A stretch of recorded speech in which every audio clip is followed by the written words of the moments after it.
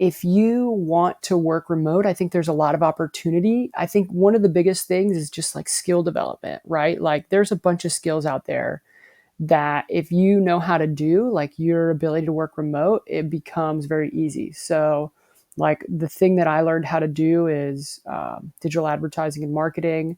My friends that are developers can work remote. My friends that are writers can work remote. So like there's a huge number of skills that just give you the ability to work remote. Want to discover new parts of the world while filling the pet-shaped hole in your heart? House-sitting website Trusted House Sitters gives you the chance to live as a local in over 130 countries, opening the door to a world of travel possibilities. And with thousands of pets looking for caring sitters like you every day, there's no doubt you'll discover the perfect travel opportunity with the perfect travel companion. Whether you want to wake up in a Spanish beach condo with a cat or a high-rise apartment in New York City with K9 Company, house sitting allows you to see the world in a new way. And not to worry if cats and dogs aren't your thing. Trusted House Sitters has pets of all shapes and sizes, from alpacas and horses to rabbits and hamsters. Find out more about house sitting and unlock a whole year of unlimited sits with adorable pets by visiting trustedhousesitters.com or download the Trusted House Sitters app on the Apple or Google Play Store. Welcome to the Digital Nomad Cafe Podcast, the show where we discuss what it takes to create a sustainable long-term online business in today's fast-moving environment. We talk with industry experts and freelancers alike to find out what it takes to build and manage a location-independent business. Hello and welcome to another episode of the Digital Nomad Cafe Podcast. I'm your host, Adam Finan, and today's guest is Brice Gump from MajorImpactMedia.com. Brice is living in Barcelona, Spain, and originally comes from Texas in the United States, and he's focused on growing his team at Major Impact Media and making the best environment for success for his team and his clients. Brice, welcome to the show. Hey, yeah, thanks for having me. Thanks for joining us. So, Brice, you are currently in Barcelona, which is a very interesting place, I imagine, to be at this time for all digital nomads and expats. So how are things over there for you? Yeah, things are going good, man. We're the city's on lockdown right now. So I moved to Barcelona here about a year and a half ago and absolutely just love living here. It's been an amazing quality of life, but we're all kind of, it sounds like worldwide we're going through the same thing. We're on lockdown here. So you can leave the house for essentials and that's it. And would that affect, would you typically work out co-working spaces and stuff like that? Is that how you would normally operate?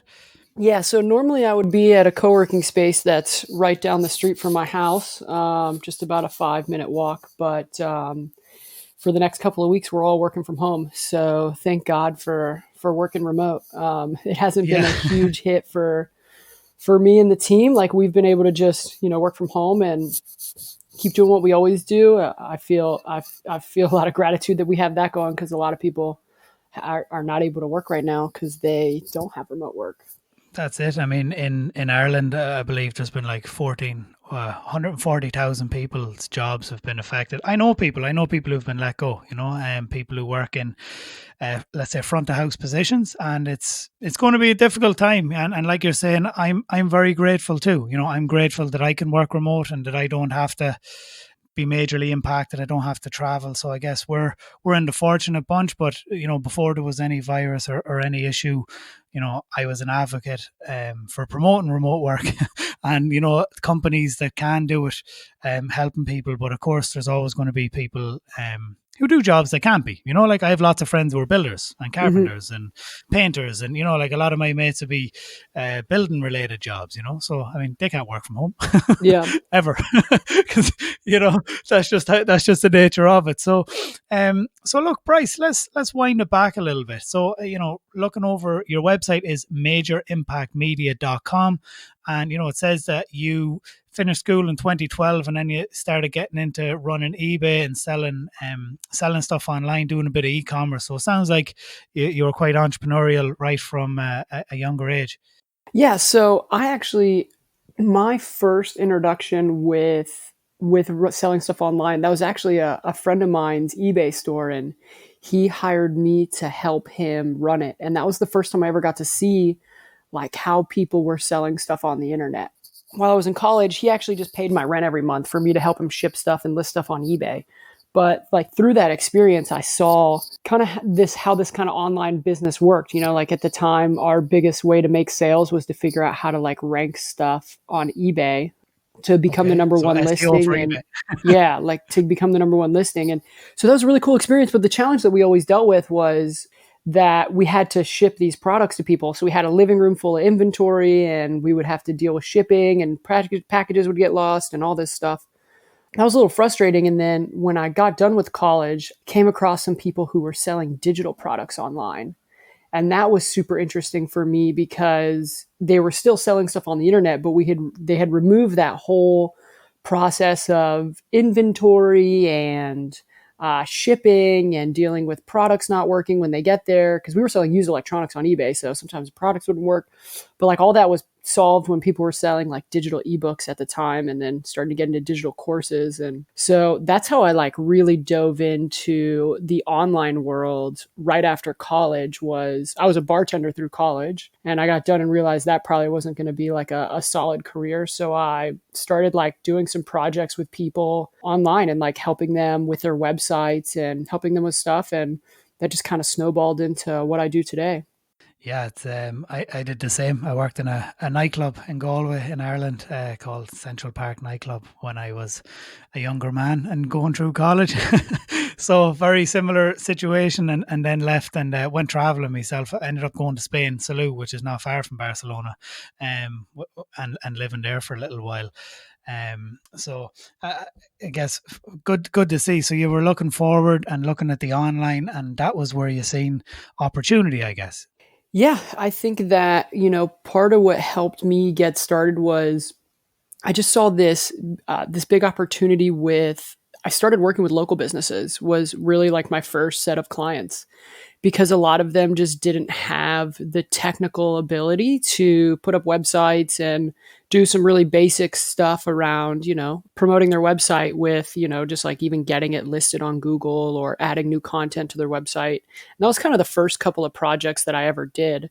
But one of my clients actually, one of my first clients, they were spending money on Google AdWords. If you're familiar with that platform, it's like the Google Ads advertising platform. And they were spending some money there every month. And so I said, great, how's that going for you? And they were like, well, we don't know. And I was like, well, what do you mean you don't know? And they're like, we don't have any like tracking or reporting on it. We just spend, like I think $1,000 a month on it. And, that's all we know. And so I was like, well, let's fix that for you. So that's how I got into like the paid advertising world, was through this first client of mine who was spending money but not doing a great job. And so they let us come in, and we, figured out how to set up tracking with Google's free tracking platform, Google Analytics. And then we started optimizing their ads for them and giving them reports on how many leads they were getting and what ads were doing best. And that's like really what got me started in the paid ads world, which is what I do now. Like we have, it's a small agency. We run paid advertising for a number of companies. And, that was the first time I ever did that was like 6 years ago. And here we are. Yeah. And that was, coming from you trying to add value to that client that you had, ultimately that's where that came from. People might listen to that and think that's crazy, but I've seen it time and time again, similar to what you were saying. People just set up ads or have somebody set up ads, local businesses typically, and they don't really know if it's working. They just have a budget for it, and they set the budget and they put in the brand names and some broad keywords, and they kind of leave it. So it's not until somebody who has more experience shines a light on it and optimizes it essentially. And that's where you started to help that client. So did you look, when you were looking for new clients, you mentioned local clients. So were you doing some, on the ground stuff, like doing your BNI in your Chamber of Commerce, or were you advertising online for your local area? How did you pick up those first clients? Yeah. So the first couple of clients that I had were mostly through people that I knew. So I came from Austin, Texas. Luckily, in Austin, Texas, there's just this huge community of people who work online in the internet marketing world. And so one of the best things I ever did when I was getting started in this online world was I went on meetup.com, and I went and found a bunch of meetups around people who were doing online businesses and internet marketing and all this stuff. And I found a bunch of meetups. There was, like a Tim Ferriss 4-hour workweek meetup. There was Austin Entrepreneurs meetup. There was There was one called the Internet Marketing Party, and I just went to a bunch of meetups. Most of them sucked, to be honest. Like most of them were a couple of people in a room with no experience, and there wasn't really great conversations happening. But I just kept showing up to these things, and I found two that were like actually like pretty good. Like they had good turnout, they had good people. And I honestly found one that like changed my life. So I can track back most of the people that I first started working with to somebody that I met at this meetup called the Internet Marketing Party, where a bunch of people in Austin would meet up once a month and talk about internet marketing and what was working on the internet now. And once people got to know me and they kind of knew what I was doing, they would refer business to me. And that's how I like really got most of my clients. That's amazing to hear. Do you know that? Because like, I know what you mean about going to these meetups, and sometimes they're not very good, or they're very vanilla, or very basic and beginner. And I've been to ones that are just shameless sales plugs. People just trying to sell you stuff like from the second you get in the door. But like you're saying, it's not necessarily the content, it's the people that you meet when you're there. And I think that about conferences as well. Like you're speaking about Barcelona. I went to Affiliate World in Barcelona last July. It was the people you met. I met such amazing people at the conference. Yes, the content was good, but it was the people who I met there who can help develop you as a person and develop your business even further was the ultimate what came out of attending that conference, that event. So good to hear that's what happened. So then as you started to grow, did you look to bring in help? You mentioned you have a team now. So I imagine at the start it was probably just yourself, was it? Or how did that look? Yeah, so I think that something that like has been really interesting on this path of kind of learning how to build this business and make an income online has been like when I first got started, I kind of had this like idea that I would just be this solo person, making money on the internet somehow. I think that works with different business models, but if you're like especially if you're like a service-based person or a freelancer, that's really challenging, I think. And especially in the paid advertising world, I wouldn't suggest like trying to be a lone wolf making it in the paid advertising world, because there's just a lot to do. And if you want to grow a good sized business, you can't do it alone. So after kind of freelancing, doing advertising campaigns for people for probably like the first almost 3 years of doing this, I finally decided to like start hiring some help. And I initially started by hiring contractors to help me with specific parts of projects. So I had copywriters and I had people who would kind of help me with some of the reporting stuff. And a couple of times I hired some people to help me manage particular campaigns for clients. But what I really found was a lot of that was it was challenging to find contractors and freelancers who wanted to invest the kind of attention that I was looking for in order to like deliver really good results for our clients. And so after doing a lot of just like contractors and freelancers, I finally just like hired somebody full time to just fully focus on our business and our clients and what we're working on. For the first time about maybe a year and a half ago, maybe a little over a year and a half ago, I think I hired my first person to just work for us full time. And that's been one of the best moves I've ever made for this business, because now we have a full-time team member who's fully dedicated to making sure our clients are getting the kinds of results that they need. They're really invested in learning our business and helping us take it to the next level. So between myself, my full-time person, and a couple of contractors that help us with like individual things, that's like really changed the way that we operate. And now we're actually looking to bring on another full-time person and just keep growing that way. That's solid, because I guess I know what you mean when you're hiring in individual people. Now there is obviously a benefit to hiring individual experts for specific tasks, but like you're saying, to have somebody who's invested in the business, who's invested in the growth of the business, and who knows all the clients and the nuances with the campaigns, you do need that person who's a little bit more hands-on, a little bit more full-time. So delighted to hear that. So that was about a year and a half ago, and then that obviously frees you up to spend your time on maybe some of the more high-impact things. So now that you have grown and you're more online, how have you managed to get clients? What does that look like now versus when you began and you were going to these meetups? And you also live in Barcelona, so I imagine you're not at the Texas Internet Marketing Party. I'm not at the Internet Marketing Party anymore, but I do. A lot of this business does come from referrals still. So I still get a lot of business from other agencies that know what kind of work we do and are talking to a client that's maybe not a good fit for them, but knows it's a good fit for us. And we, something I try to make sure that we do is like we have a referral program. So if somebody sends us a client, we make sure someone gets a bonus for that and try to make it really clear that they can continue to get that bonus if they keep sending us good clients. A lot of people who have worked with past projects for us, like they'll send us different business as well.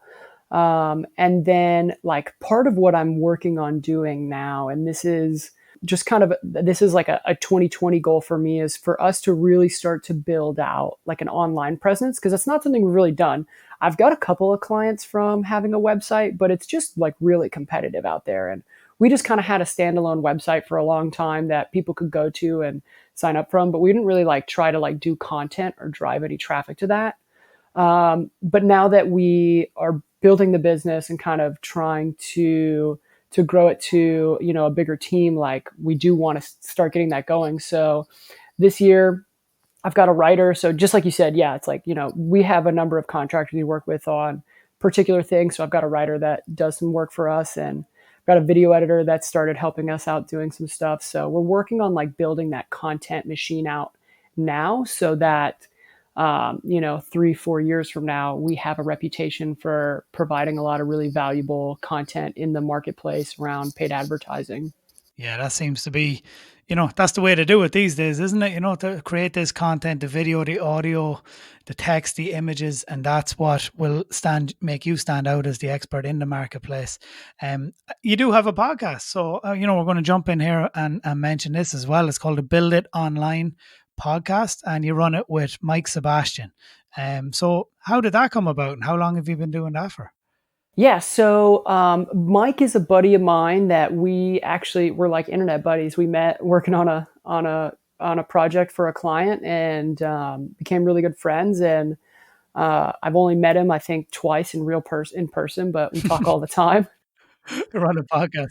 Yeah, Mike and I. Mike also runs an advertising agency, but he runs an e-commerce focused agency, and I focus more on people who have like digital products and digital offerings these days. So we're kind of in the same world, but a little different client focus. And we had both really wanted to like get started creating content. Like you said, like this is kind of the future. This is what you need to do. And I think one of the things that I learned after doing this for a while is like, if it's just 100% dependent on me to do it, I usually fall off because there's just a lot of things going on when you are trying to like run and grow a business like this one. And so, what I've been trying to do is figure out how we put systems in place to make this stuff happen. And so one of the things I did with Mike was I was like, hey, let's do this together. And let's figure out how to launch a podcast. And so we launched the Building It Online podcast last October, where me and Mike talk about our experience building online businesses. And we also interview other business owners and hear about their experience building online businesses. And that's been a really cool thing because we've gotten to connect with a bunch of cool people and we're getting to put out content on a regular basis. And it also just kind of got some momentum going for us. So like I said, we launched this last October. And then, like with a lot of new things, right, there was kind of some friction getting it going because we were trying to learn how to do all this the first time. But once we got it going, it's like now it's pretty smooth sailing to do a new podcast episode. So that was kind of the start of our content machine. And then in 2020, we're both committing to doing our own content for our agencies. And so we're kind of like content buddies, even though he's doing stuff for his and I'm doing stuff for mine. We've got the podcast together. We both started doing some videos that we're posting on YouTube. We both started working with a writer who's doing content for our blogs. And just, yeah, kind of starting to build that reputation up in the marketplace for being people who are really good at what we do in the space that we work in. Yeah, that's solid. And yeah, one of the big things I have found, or not have found, in hindsight, if I was doing another podcast, I do one where I have a co-host, because sometimes, it'd be easier just to talk about topics versus always having a scheduled guest, which is the approach I've taken. And it's not to say that in the future I might change it and I might pivot, but I would definitely. I've spoken to a number of people who've launched podcasts that are guest only, and almost everybody at 2 or 3 years down the line says it would be a lot easier if you had a co-host. Yeah, because you can batch record and you could just jump on a Saturday morning and do a bunch of episodes and be ahead for a couple of weeks. And it's a bit difficult when you're collaborating calendars from across the world. And for me, that's been one of the biggest challenges. But once again, it's not that difficult. You just need to allocate the appropriate time. So it's not a difficult challenge to overcome, but it has been, just that's my one takeaway. I guess I will probably launch another podcast. I was thinking about doing one in e-commerce, but I would have a co-host. So one thing that's been really nice with me and Mike, and I almost kind of feel like we're cheating, but it's been going really well. So we kind of have the format of either Mike and I will talk about a topic that we know about, which is really fun because we just jump on and jam about whatever we want.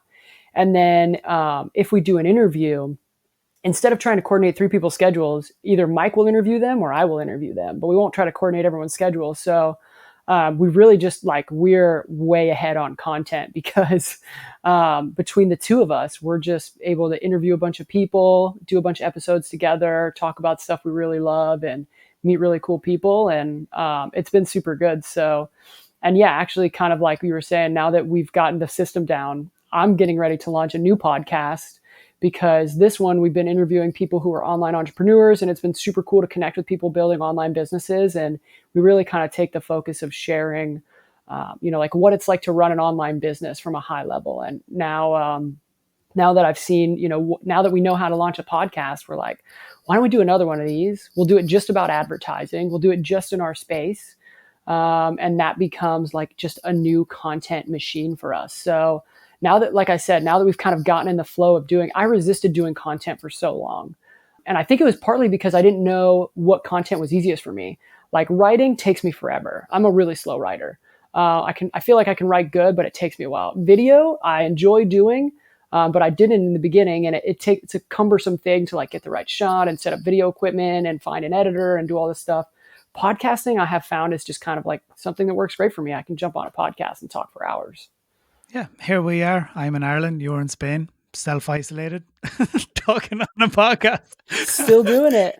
So still doing it, and it goes out, and like you're saying, one of the things that I have found anyway personally is the guests that you meet and the network that you build, and also just the emails. You get the emails from the most random of people in your inbox that just come out of nowhere, and it's you kind of forget that after you record and publish, off it goes out into the ether, and there's thousands of people listening to it, and then you get these emails, and there's opportunities, and there's people wanting to be guests, and there's all these different scenarios that come out of it, speaking opportunities and virtual summits, and I'm only doing this a year and a half, but I guess I wouldn't have seen that coming.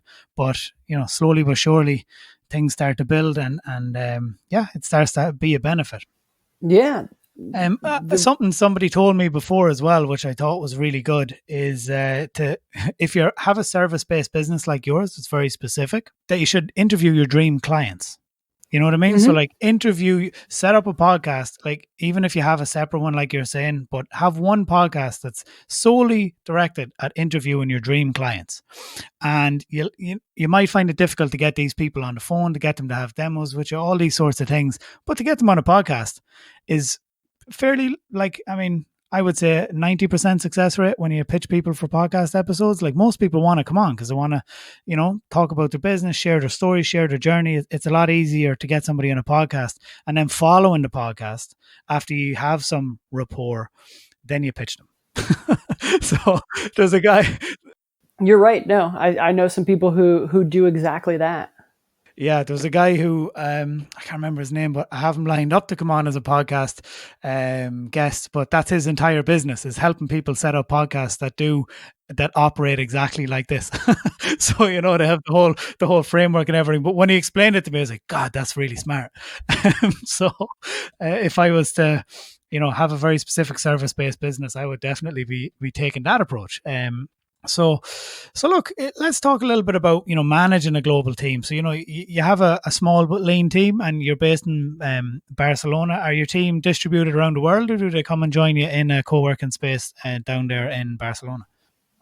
So it just so happened that the one full-time person I have is located here in Barcelona. So we get to see each other, at least once a week, maybe a few times more, but something that I'm really trying to do and is like build a really remote team and a remote culture. So a lot of the contractors that we work with are based all around the world for different things. And then my full-time employee, Sophie, she comes into the office when she wants to, if we want to chat about stuff, or she works from home when she wants to.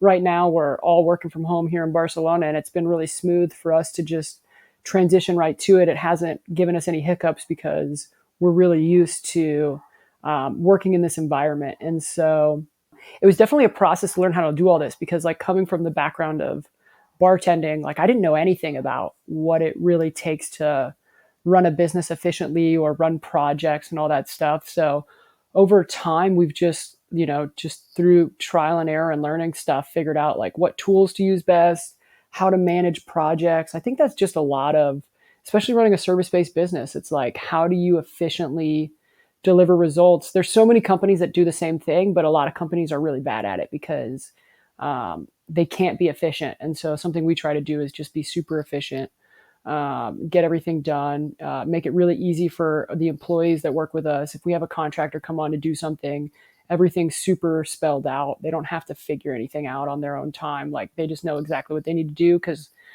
we document stuff. We have a good project management system and we communicate really well. That is what makes or breaks agencies, especially as they scale. And it sounds like you have it down. It's the people who I speak with, and you can tell by the way they even talk about it when they have it down or when they don't. Mike, I think it was Mike Lewandowski who I interviewed, who does Facebook ads a while ago.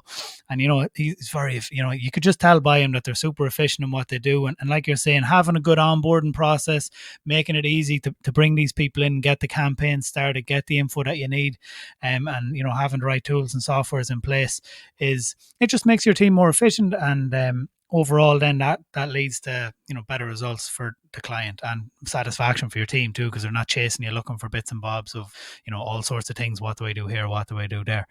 Yeah, absolutely. I think that especially if you're building a business that's with a remote team, like your ability to attract and retain quality people is gonna be what makes or breaks your business at the end of the day.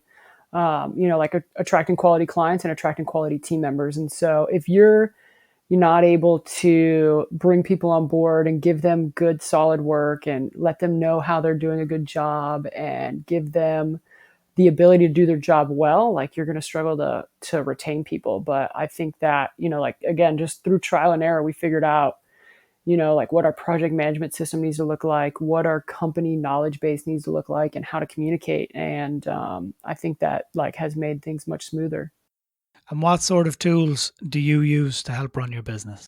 Yeah, so we rely really heavily on 4 tools. The first one is Asana. That's like our project management tool. And so that keeps track of anything that has to get done. The next one we rely really heavily on is one called Confluence. And that's kind of like our company knowledge base, our like company wiki. So anything that we know how to do, any of our processes, procedures, Facebook is this constantly changing machine. So anything that we do from like a procedural standpoint or projects that we deliver gets saved in there so that we can do them next time and do them more efficiently. Google Docs is like huge. I mean, anything that has to be shared with clients or anything like that, we just send a lot of Google Docs to people that have strategies, numbers, and all that stuff. And then Slack is like our communication channel. If we just need to chat throughout the day, we can jump on Slack and talk with team members. That's awesome. Confluence, I've never heard of that. So that's there you go, new tool for me to explore and look into, from the knowledge management point of view. Yeah, that's awesome. I will look forward to getting stuck into that one. And within Confluence, can you have videos? Like, I know a lot of people use Zoom and they make videos that explain what they're doing and they save them in in their standard operating procedures. Is that what Confluence allows you to do as well? Yeah, I mean, you can drop a Loom link. So pretty much like we used to do Google Docs, but what I felt like with Google Docs was it became like very cumbersome to store all this stuff, and it was just kind of getting lost, and we didn't use it as much. Confluence, basically, I found about Confluence through a friend of mine who uses it.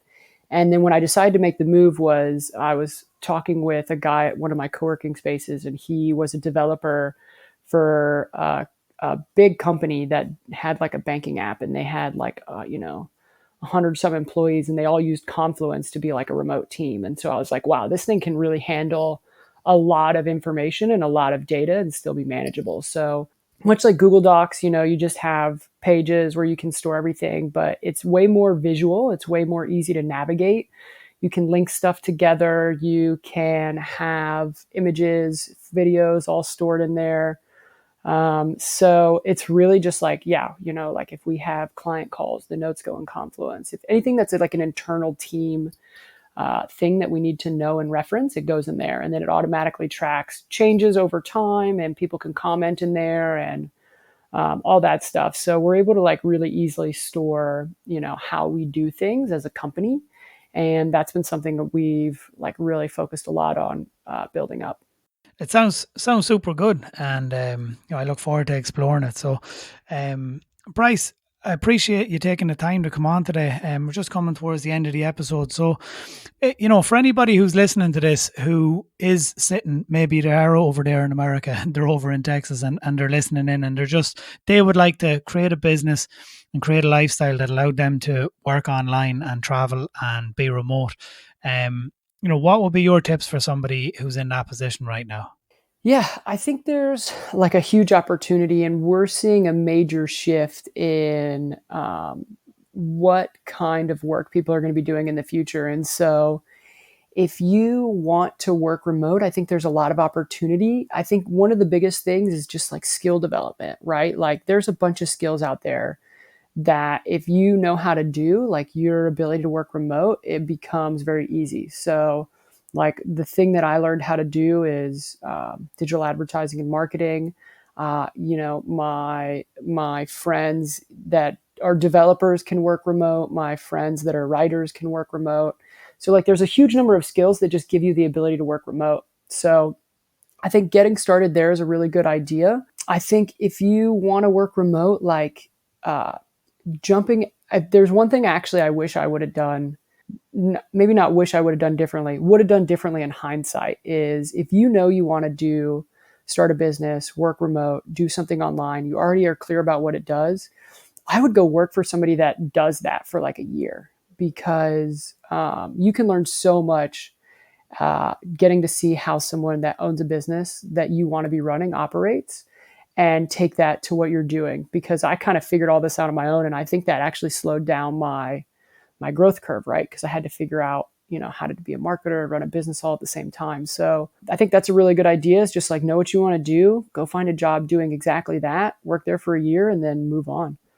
That's it. And kind of like an apprenticeship model where you're learning, you get to see, as you say, under the hood or behind the scenes, where what tools do they use, how do they approach it, how do they manage it, and you get to learn all that, and without having to use your own money. You're essentially getting paid for your education during the process, Yeah, I think that's a great way to go. So yeah, I think that a lot of people who want to be doing this kind of work, I think one of the biggest things that people, that I talk to people who want to be doing this is they just think that it's like harder to get into. But I really think big in this world. Like there's so much opportunity. I know so many people who run online businesses that are trying to always find good talent. So if you know what you're passionate about, you know what you like doing, or you know what you're inclined to like doing, maybe you're more of a writer type of creative person, or maybe you're more of like a numbers data person, or maybe you're a developer and you like to build things with code, like whatever you like doing, you can find work in companies that are looking for talent. That includes remote work, and get started. And then, if you want to build your own business or grow within a company, however you want to do it, you can do that in the long run.